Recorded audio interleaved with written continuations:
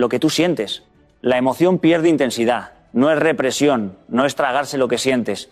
Es gestionar el canal por el que eso se expresa. Es elegir no amplificarlo. Y esa elección repetida es la que va reprogramando tus respuestas automáticas.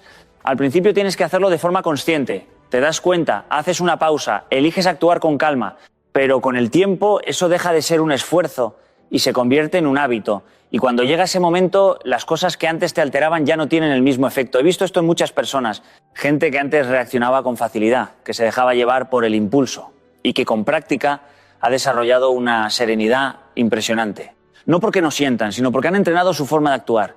Y aquí está lo importante, no esperes a estar bien para comportarte bien. Compórtate como la persona que quieres ser, incluso en los momentos difíciles.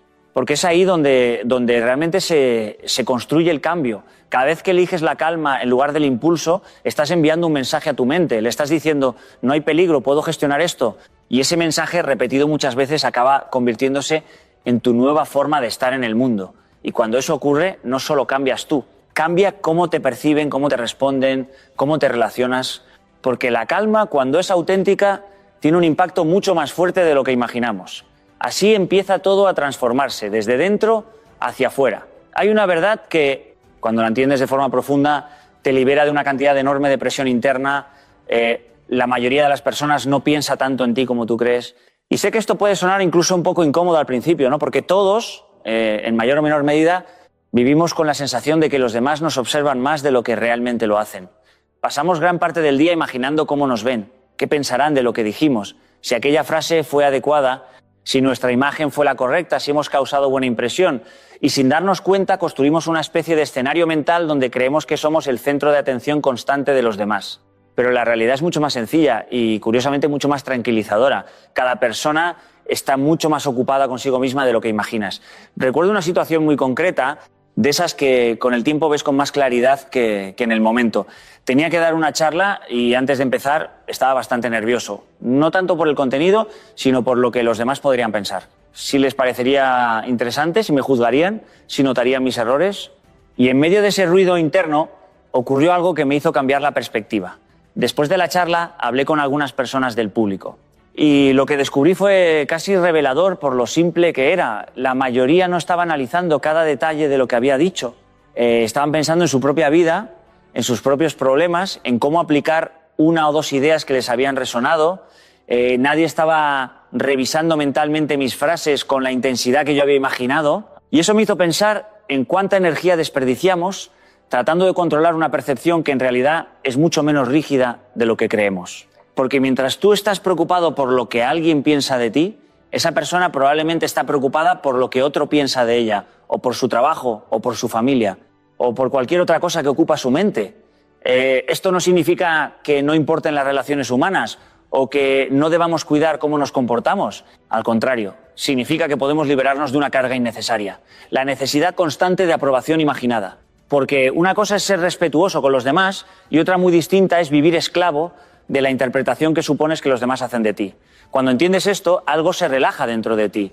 Empiezas a hablar con más naturalidad, a actuar con más autenticidad, a cometer errores sin dramatizarlos tanto, porque te das cuenta de que el peso que creías que tenían esos errores era mucho mayor en tu mente que en la realidad. Y aquí hay algo muy importante. No se trata de dejar de importarte lo que haces, sino de ajustar la proporción. Darle a cada cosa su tamaño real. Ni más ni menos. Porque cuando sobredimensionas la mirada de los demás, te encoges. Y cuando la colocas en su justo lugar, recuperas espacio para ser tú mismo. He visto esto muchas veces. Personas brillantes que no se expresan, que no toman decisiones, que no avanzan por miedo a lo que otros puedan pensar. Y cuando empiezan a entender que ese otros no está tan pendiente como imaginaban, empiezan a moverse con más libertad, con más ligereza, con más verdad. Y al final, la vida mejora mucho cuando dejas de vivir en una audiencia imaginaria y empiezas a vivir en tu propia realidad. Porque cuando sueltas la idea de que todos te observan, descubres algo mucho más importante. Puedes empezar a observarte a ti mismo con honestidad y construir desde ahí. Y en ese momento, todo se vuelve más ligero y más real. Hay una idea que cuando la miras con honestidad cambia por completo la forma en la que entiendes tus emociones. Lo que te afecta no habla solo de lo que ocurre fuera, habla también de lo que todavía no has sanado dentro. Y esto no es para culparte, ni para señalarte, sino para darte claridad. Porque cuando entiendes esto, dejas de pelearte tanto con el mundo y empiezas a mirarte con más profundidad. A veces pensamos que el problema está en lo que nos dicen, en lo que hacen los demás, en las circunstancias externas. Pero si miras con más atención, verás que dos personas pueden vivir exactamente la misma situación y reaccionar de forma completamente distinta. Una puede sentirse destruida y otra apenas afectada. ¿Qué cambia ahí? No es el hecho en sí, es la herida interna que ese hecho toca o no toca. Recuerdo una etapa de mi vida en la que ciertas críticas me afectaban muchísimo más de lo que deberían. No era solo el contenido de la crítica, era algo más profundo. Me tocaban inseguridades que ya estaban dentro de mí y durante mucho tiempo pensé que el problema era la crítica en sí. Hasta que un día entendí algo importante. La crítica solo activaba algo que ya estaba ahí y eso cambia completamente la perspectiva. Porque deja de ser un problema externo para convertirse en una oportunidad de comprensión interna. No se trata de negar lo que sientes, ni de minimizarlo. El dolor es real. Pero la pregunta clave es, ¿por qué esto te afecta de esta manera concreta a ti y no tanto a otra persona? He visto esto muchas veces en personas cercanas, en alumnos, en conversaciones profundas. Alguien recibe un rechazo y lo vive como una confirmación de que no es suficiente. Otra persona recibe el mismo rechazo y lo interpreta simplemente como una incompatibilidad, como parte natural de la vida. El hecho es el mismo, pero el significado emocional es completamente distinto. Y aquí es donde empieza el verdadero trabajo. Porque no siempre puedes cambiar lo que ocurre fuera, pero sí puedes empezar a entender qué se activa dentro de ti cuando ocurre, ¿no? Y ese entendimiento es poder, es el primer paso hacia la sanación. Muchas veces reaccionamos de forma intensa no por lo que está pasando en el presente, sino por algo que viene del pasado. Experiencias no resueltas, emociones no procesadas, heridas que no se han mirado con calma y el presente simplemente las despierta. Es como si una situación actual abriera una puerta que ya estaba entreabierta desde hace tiempo. Cuando empiezas a ver esto, cambia tu relación con lo que te afecta. Dejas de pensar únicamente esto me está haciendo daño y empiezas a preguntarte qué parte de mí está siendo activada aquí. Y esa pregunta, aunque incómoda a veces, es profundamente transformadora, porque en lugar de proyectar todo hacia afuera, empiezas a mirar hacia adentro, y no desde la culpa, sino desde la responsabilidad. Responsabilidad entendida no como carga, sino como capacidad de respuesta. He aprendido que cada vez que algo me afecta de forma desproporcionada, ahí hay una pista, no sobre el mundo, sino sobre mí. Y si tengo el valor de mirarlo, de no huir de esa incomodidad, entonces puedo entenderme mejor y al entenderme mejor puedo responder de una forma más libre. Y al final no se trata de no sentir, se trata de comprender qué hay detrás de lo que sientes. Porque cuando entiendes lo que aún no has sanado, dejas de ser prisionero de lo que te afecta y empiezas a convertirte en alguien que se conoce de verdad. Hay una idea que, cuando la entiendes de verdad, cambia la forma en la que te miras a ti mismo y cómo te relacionas con el mundo. Tu actitud multiplica o destruye tu valor. Y no estoy hablando de frases bonitas, estoy hablando de algo profundamente práctico, algo que se ve todos los días en la vida real, en el trabajo, en las relaciones, en los momentos de dificultad.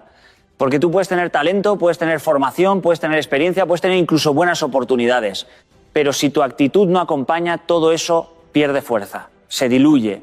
En cambio, he visto personas con menos recursos, menos preparación técnica, menos ventajas externas, pero con una actitud tan sólida que acaban generando un impacto mucho mayor que otros que, en teoría, deberían estar por encima. Recuerdo perfectamente situaciones en entornos profesionales donde dos personas hacían exactamente el mismo trabajo, con la misma capacidad técnica, pero el resultado que generaban era completamente distinto. Una persona llegaba con energía negativa, con queja constante, con sensación de carga, y eso contaminaba todo a su alrededor. La otra persona llegaba con disposición, con apertura, con ganas de aportar incluso en días difíciles, y el entorno cambiaba por completo. Y aquí está la clave. La actitud no solo te afecta a ti, afecta a todo lo que te rodea. Es como una especie de amplificador invisible. Si tu actitud es positiva, constructiva, abierta, todo lo que haces se expande. No significa que todo sea fácil, significa que incluso lo difícil se afronta de otra manera. Pero si tu actitud es negativa, reactiva, cerrada, incluso lo bueno pierde valor, incluso las oportunidades se encogen. He visto esto también en la vida personal, personas que enfrentan situaciones complicadas, pero que deciden mantener una forma de estar en el mundo basada en la gratitud, en la responsabilidad, en el aprendizaje. Y esas personas, incluso en momentos duros, transmiten algo especial, no porque no sufran, sino porque no permiten que el sufrimiento defina completamente su manera de actuar. Y esto es importante entenderlo. La actitud no es negar la realidad, no es sonreír artificialmente cuando algo va mal, no es fingir que todo está bien. La actitud es la forma en la que decides posicionarte frente a lo que ocurre. Es el enfoque que eliges, incluso cuando no tienes control sobre las circunstancias. Hay días en los que las cosas no salen bien, días en los que hay frustración, cansancio, incertidumbre. Eso forma parte de la vida. Pero incluso en esos días hay una diferencia enorme entre dejarse arrastrar por la situación o decidir cómo quieres estar dentro de ella. Esa decisión cambia el resultado final de lo que estás construyendo. Porque al final las oportunidades no solo se ganan por lo que sabes, sino por cómo eres, y cómo eres en gran parte se expresa a través de tu actitud. Es lo que hace que alguien quiera trabajar contigo, confiar en ti, escucharte, seguirte o abrirte una puerta. He aprendido con el tiempo que la actitud no es un detalle secundario. Es el elemento que define si todo lo demás se potencia o se reduce. Puedes tener mucho valor potencial, pero si tu actitud